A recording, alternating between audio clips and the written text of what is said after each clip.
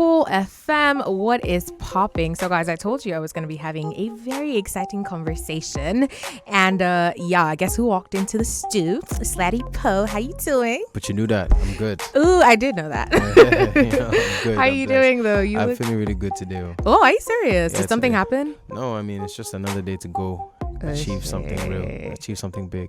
I love that. Yeah. I love that. Big energy. Coming with that she big knows. energy. She knows. We know how it goes. So congratulations. I mean, Clowns is out. Yeah. The video. Shout out to Vector. How does it feel? It's good. I mean, linking up with Vector, these are people that I really was, when I was coming into the music game, they're already, ahead of me and doing things and creating waves. Yeah. Now I've got tracks out with Vector. I've got one with M a couple years back. I think I've done a record with all the Chalk Boys. So, I mean, all these things are just like all the things I wanted to do as an artist. I'm achieving them. And so it's special. It's surreal. Yeah. And we keep going higher. I mean, even you talking about the fact that, there were people who were there before you. I feel like there's no how when you're talking about rappers in Nigeria. I feel like your name is definitely going to be one of the first to come up now. Like, you didn't just come up. You came up with a bang. Like, you literally, again, sorry, I'm going to use big energy again. But like the energy was there. Like, everyone knew that, okay, this person is like super, super charged. And I remember the very first time that I heard about you. At that time, I actually was kind of working with the Mavins. Okay. And so someone mentioned, we're going to have this guy, Poe. I'm like, what's that? Her name is Poe. Like, and now I want to know what this person is about. And listening to your music, I'm like, okay, this is super impressive because I have a rap background myself. So it's really easy to have to talk about that one. We have to talk about that. That's hard. I didn't know that. We definitely have to talk about that. But I mean, when conversations surrounding that, and I feel like you already know what I'm going to talk about, but like there have been a few in the past week. There were a couple conversations, surrounding rap music in Nigeria. Yeah. And as I said, as one of like the forerunners in that sector, we're talking about the Wizkid comments, what he said. How did that make you feel? Because obviously, there were the tweets, I'm not dead. Oh, yeah. And all of that. Now there's Clowns, which most people think is a diss track, but it's not. It was actually released way before. Yeah, it was released like I think in the beginning of November, early November. Yeah. So it had nothing to do with it was just the timing of it's it's so funny. Honestly speaking, the original thing was from an article, right? That Wiz was being interviewed and he had a response about his taste and preferences. And when I read that, because I saw a lot of reaction on the timeline first. Yeah. Then I wanted to know what it was about. Then a friend of mine sent me the actual, like, an excerpt from the magazine. And I'm like, personally, like, I think everybody's entitled to their personal opinion. And I felt no kind of way. In fact, it didn't even sound like he was being specific about any country, just his preference for rap music. And I think that a lot of people reacted to that here in Nigeria. And then from there, everybody just got petty. It's kind of everybody got petty. It's kind of what we do. I mean, over here, some petty things on the timeline are being said to him, and then of course, like he had his own responses through his snap. I saw those, and I think if there's anything that made me feel away is that nobody needs to be insulted. Everybody's out here really pushing an art form that they truly believe in and that is in them. And a lot of people have been seeking validation because they think that maybe they're on the wrong path and they're wasting their time. Yeah. Wiz is so influential and his words have impact. And that definitely does for me, the only thing I think of is the people behind me who are struggling to be on. Yeah. Read that and feel like, I've been wasting my whole time because this thing I'm trying to do is dead anyways in the eyes of somebody like him. So I feel like because of the influence that he's got, he's obviously extremely influential and deservedly so. He's such a big player in the game. He's somebody that I look up to, so I feel like it's what I've been doing. I call myself the leader of the revival, and it's to shine a light on the people coming behind me. I feel like the light that was shone through this whole back and forth and pettiness was not a positive light, but we're Nigerians and us now, like light no day here, so any light we see we'll go use them. Trust me, we'll use it. So I feel like it wasn't a positive light, but a lot of us are just going to make the best of the situation. I obviously disagree, and I think that the whole rap space has a lot more going for it than people understand. But that's even such a big conversation. It just boils down to people have this old narrative about rap. So what do you think? I mean, because to be honest, it seems like there was a time where rap music was like at the forefront of the popping Nigerian sound. music industry in the time when Mode 9 was doing his thing and all of that. And it just seemed like it took a back seat. Yeah. And what would you say, in your opinion, would have been the reason for that? Do you know, man, I wish we had time. I wish we did. I wish we had time. It's just that the thing is this, the perception of what is hip-hop music and rap music is the issue. People they feel it is that golden era 90s 2010 sound, and if anybody's not doing that, then it's not then rap, there's it's a not problem. hip-hop. Exactly. And that in itself is already a problem, because that's not true. Rap has evolved beyond that. Hip-hop was so influential coming out of America that it took roots in so many different countries, in Germany, in Mexico, in Nigeria too. And some people replicated that rap sound 100%, where they wanted that American style rap. Yeah. But even that American style original 90s era rap, it's not even the thing that's pushing the hip-hop scene in America right now.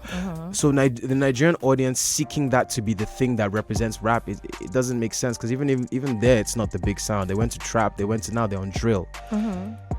Rap has evolved beyond what was happening in Mode 9's era. It has incorporated a lot of Afro. See, let me put it to you like this. Afrobeats is a fusion sound. It has a lot of different genres underneath this umbrella. Why are people surprised that the Nigerian hip-hop is also fusion?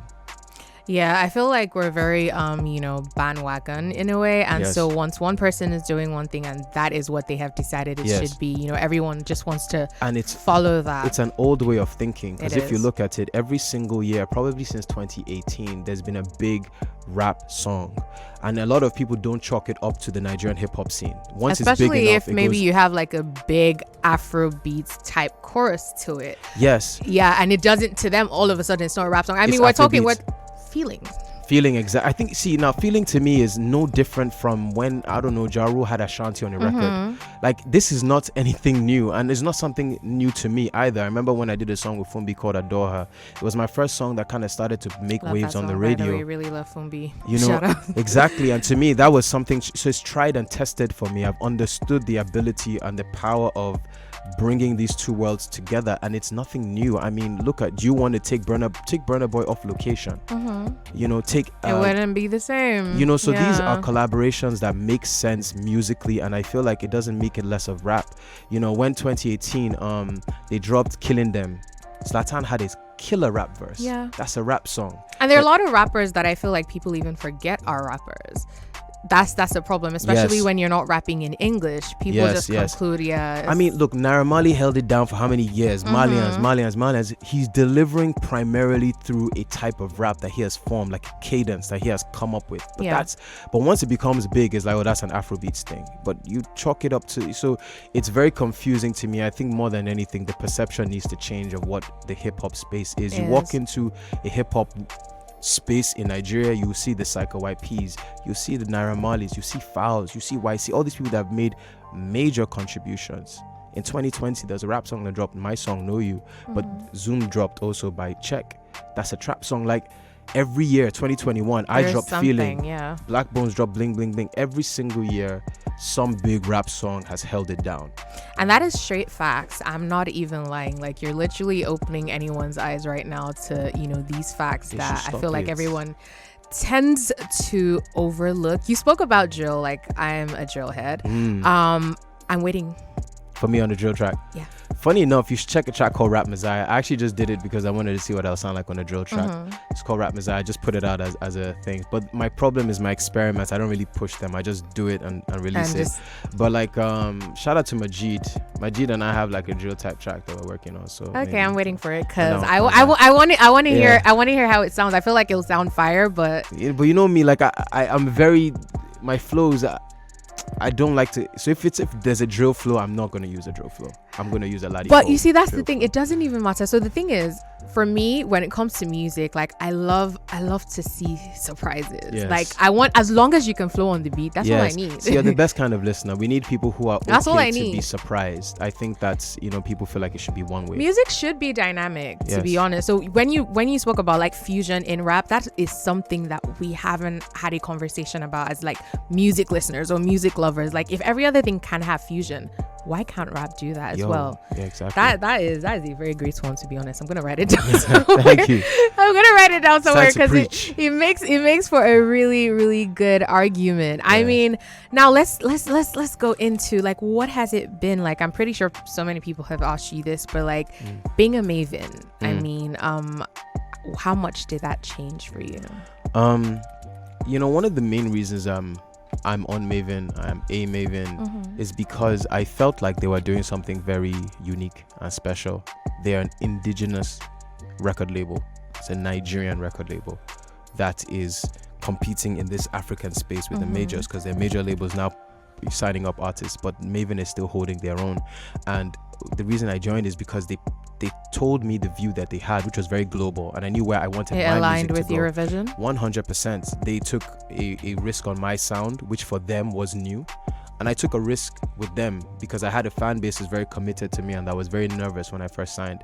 And I think the main thing about Maavin for me is the ambition, and we coined this idea of, you know, niche artistry, mainstream success. So they are a label that sacrifice just as much as the artists do, you know, and I think that I need partners like that, because they're not just my label, they're my partner. That's the kind of energy. It's a very challenging space, and congratulations to you, because I mean, you've been holding it down.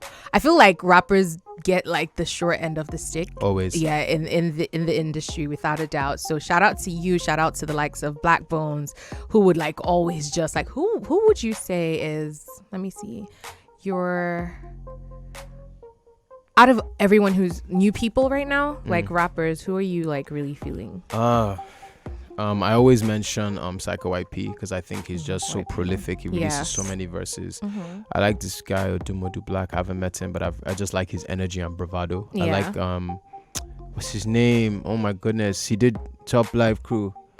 Mojo. I think Mojo is Mojo's different. Mojo is so witty. Mojo is extremely lyrical as well, and his infusion of English and Yoruba is just it's ridiculous, you know. There's a lot of guys that I think that are I like this guy called Killer Chief. He's actually based in America, but he's trying to like be here. And he's extremely lyrical. Alpha Ogini is a sick rapper. Love obviously. Alpha. We're on a song together as well. Oh yeah? Yeah. Oh yeah. I got it. Okay, no. I like Alpha. Of course STC. Of course Black Bones. Those are ones that like no brainers. Yeah. You know. So I mean, like, I think that there's a lot of people who are bringing their own flavor, and that's what I'm saying about it. Is that people want to hear you rap, but or make music, but they give special rules to rappers. So it's like you're trying to pop and blow with your hands tied behind your back, because if you sing, you're not rapping. If you do this, you're not rapping. If you know what I'm saying? So it's like, what is the whole goal? The goal is for me to my own art form, push it out to the world, and these are people that are doing it regardless of the rhetoric that's out there. Exactly. So now let's talk about the Maavin concert that's coming up, plus Chapter X. Yeah. Definitely. Big shout out to everybody who put their, you know, the blood, sweat, and tears into that project. That's just not the artist. I've been waiting for it from when I interviewed Jazzy months ago. Yeah. I'm like, when is this thing coming? It's out right now. Chapter X album is out. 10 years of Maavin. The new set of Maavin will put together an album. Is an amazing album from the artists to the producers to the A&Rs to the mixing engineers. What's your favorite track? Oh, that's a good one. I really love Ale. That's the first track of the album. Ale really is that song. Like it, I don't know. It gets you some. Rema's vocals, you know, he's just serenading the babe, you know, and then obviously I start the record. So I really love everybody's verse. And I love the ending. The ending is my favorite. Hey, One Damo. Literally, I was in the studio and I heard what they'd done the day before, because I missed the main session. Okay. And I was like, yo, create a space for me. Make way. Make way. You know, and I had a lot to say, you know, and it was, you know, amongst these like top tier Afrobeats artists, I'm like the one rapping saying they underrated me. That thing they say to me, rap no sell till they start to, you know, I'm getting it off my chest. So I feel like you should like write a book. But like write the book in verses. That would be hard though. Yeah, like just write the book in verses, because I feel like you're a very, very cerebral person and you have a lot to teach people. So it's an idea. I just giving IP out like that. Hey, don't worry, I'll credit you in the forward.